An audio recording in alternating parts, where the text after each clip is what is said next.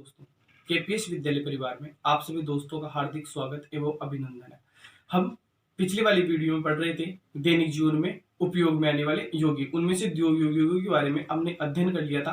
पहला है sodium chloride और दूसरा है विरंजक चूर्ण। आज तीसरे के ऊपर अध्ययन करेंगे।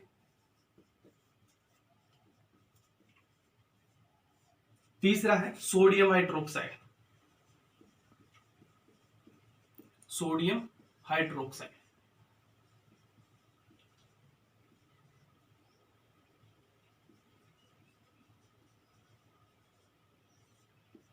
सोडियम हाइड्रोक्साइड का सूत्र क्या होता है? NaOH।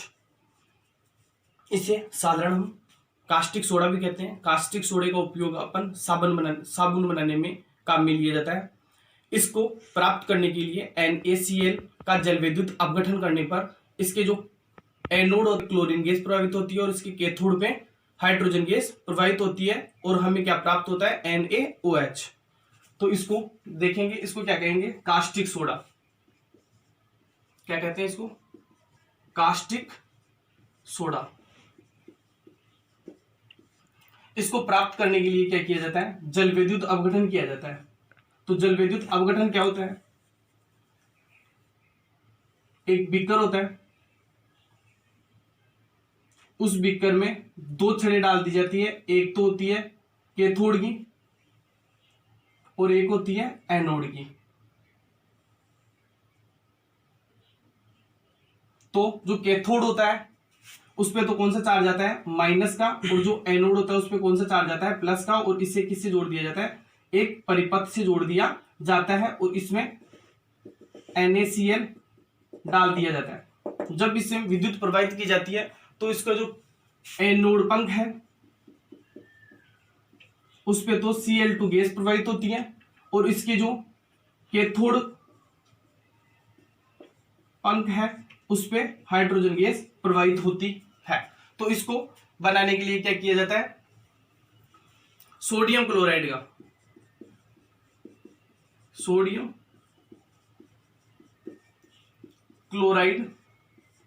का जल विद्युत अपघटन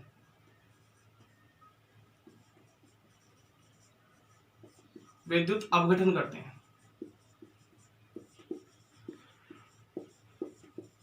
तो इसका सोडियम क्लोराइड का जल विद्युत अपघटन करते हैं तो हमें क्या प्राप्त होता है? NaOH।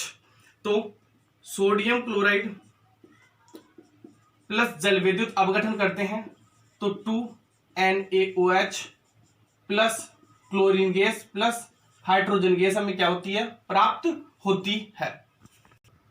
अब हम इसके गुणों के बारे में देखेंगे। इसके गुण क्या क्या है? तो इसके गुण क्या है? एक तो ये श्वेत चिकना ठोस पदार्थ है, जल में विलेय है और ये कौन सा? प्रबल क्षार होता है। और गुण क्या है? श्वेत चिकना ठोस पदार्थ है।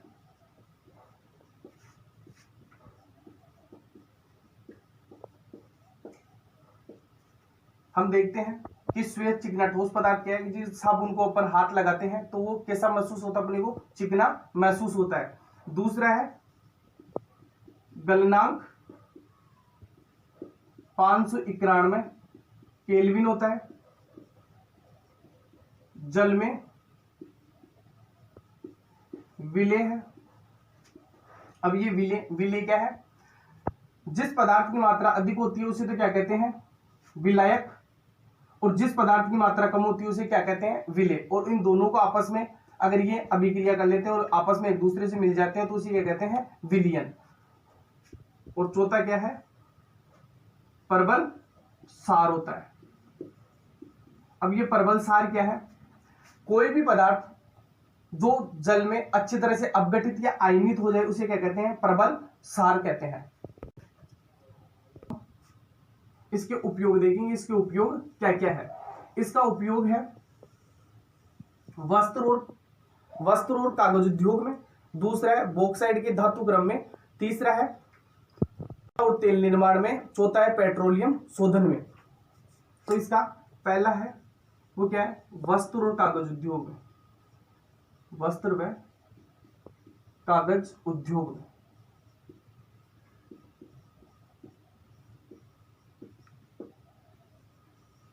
दूसरा है बॉक्साइट के धातुक्रम में, के धातुक्रम में।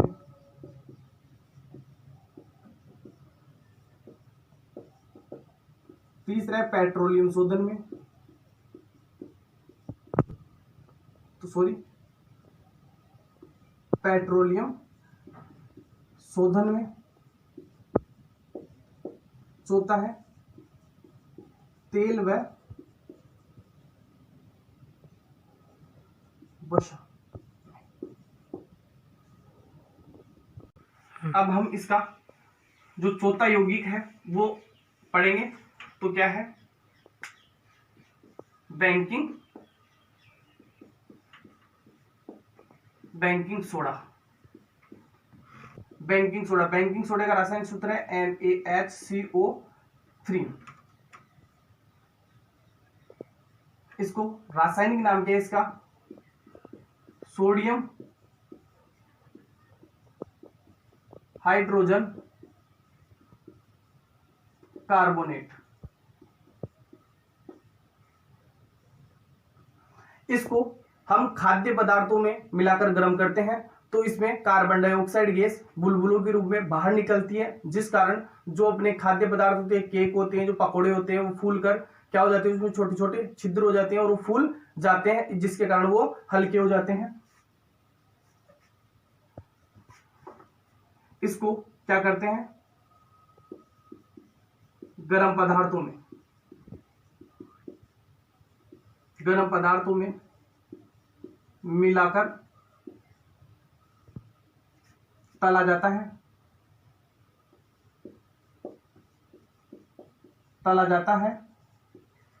तो CO2 गैस बुलबुलों के रूप में क्या होती है, बाहर निकलती है, जिस कारण हमें कोई भी चीज होती है वो हल्की या फिर फूली हुई और उसमें क्या पड़ जाते हैं, छिद्र पड़ जाते हैं। अपन देखते हैं कि जब पकोड़े बनाते हैं तो उसमें जो मीठा सोडा होता है, जो खाने का सोडा होता है, उसका उपयोग हम करते हैं, तो इसे क्या कहते हैं, खाने का सोडा। इसका दूसरा नाम क्या है, खाने का सोडा। अब इसके गुणों के बारे में देखेंगे, इसके गुण क्या क्या है। तो ये क्या है, श्वेत क्रिस्टलीय ठोस पदार्थ है, जल में कम घुलनशील है और जल में विलयन होने पर अपनी प्रवृत्ति कैसी देता है, क्षारीय देता है। और इसको गर्म करने पर क्या होता है, कार्बन डाइऑक्साइड गैस बाहर निकलती है। तो इसके गुण क्या क्या है, श्वेत क्रिस्टलीय ठोस पदार्थ है,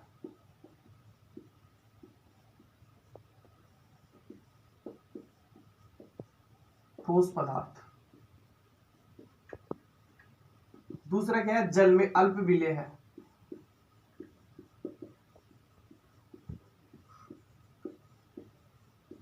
अर्थात हम कह सकते हैं कि ये जल में बहुत ही कम मिलता है या मिलता ही नहीं है। तीसरा है, जल में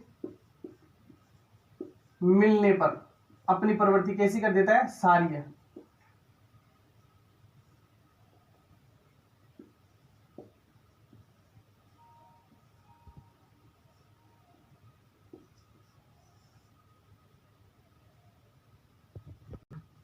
और इसको गर्म करने पर कार्बन डाइऑक्साइड गैस क्या करता है, बाहर निकाल देता है।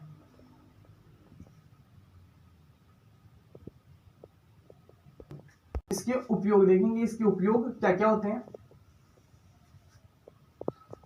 इसका उपयोग है खाद्य पदार्थों में, सोडा युक्त पेय पदार्थों में या सोडा वाटर में, और अग्निशामक यंत्रों में। तो इसके उपयोग,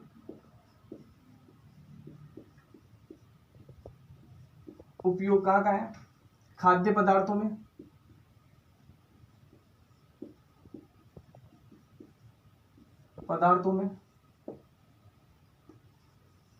दूसरा है सोडा युक्त पेय पदार्थ, पदार्थों में या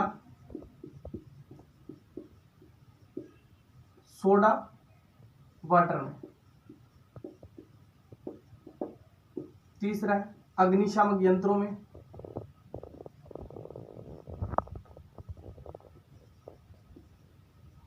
अग्निशामक यंत्रों में। चौथा है प्रयोगशाला अभिकर्मकों में।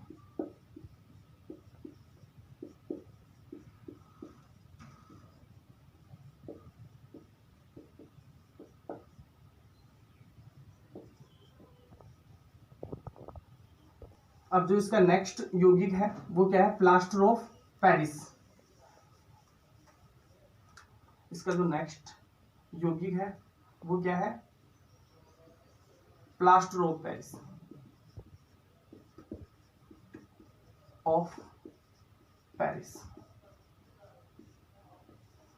इसका जो सूत्र होता है वो क्या होता है, CaSO4 डॉट ½ H2O। इसे साधारण भाषा में अपन POP भी कहते हैं। प्लास्टर ऑफ पेरिस, पेरिस की जो राजधानी है, फ्रांस की जो राजधानी है पेरिस, उसमें जिप्सम को CaSO4 डॉट 2H2O, इसका जिप्सम का रासायनिक सूत्र है। जिप्सम को गर्म करने पर हमें क्या प्राप्त होता है, प्लास्टर ऑफ पेरिस प्राप्त होता है। तो जिप्सम है CaSO4 2H2O, इसको 393 केल्विन ताप पर अगर हम गर्म करते हैं तो हमें क्या प्राप्त होता है, प्लास्टर ऑफ पेरिस। तो CaSO4 dot ½ H2O plus 3H2O हमें क्या प्राप्त होता है, प्लास्टर ऑफ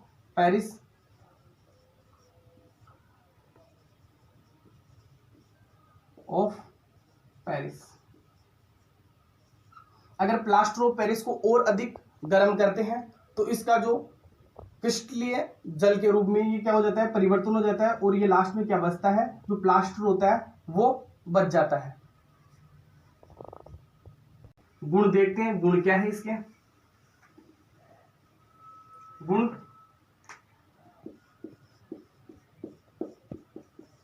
एक तो ये श्वेत ठोस चिकना पदार्थ होता है, और इसको अगर जल में 15 से 20 मिनट तक रखते हैं तो ये जमकर क्या हो जाता है, ठोस और कठोर पदार्थ हो जाता है।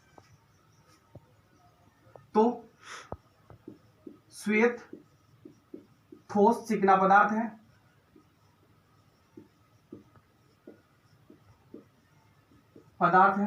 दूसरा, जल में मिलाने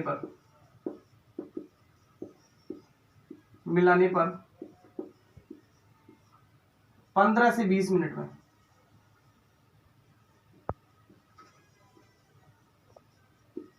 में जमकर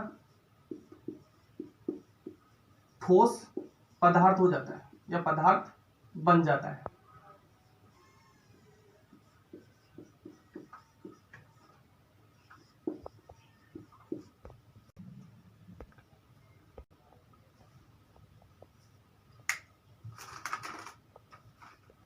इनका उपयोग कहां किया जाता है, इनका उपयोग किया जाता है टूटी हुई हड्डियों को जोड़ने में, भवन निर्माण में, और दंत चिकित्सक में, और मूर्तियों की सजावट में इनका उपयोग किया जाता है। तो उपयोग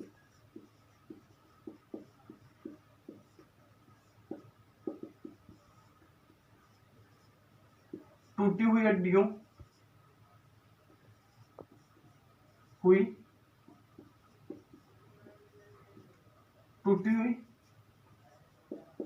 हड्डियों को जोड़ने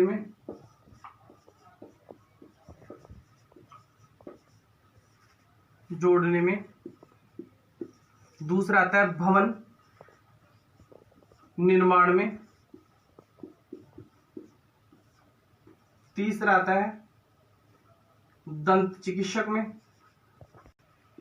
तीसरा आता है दंत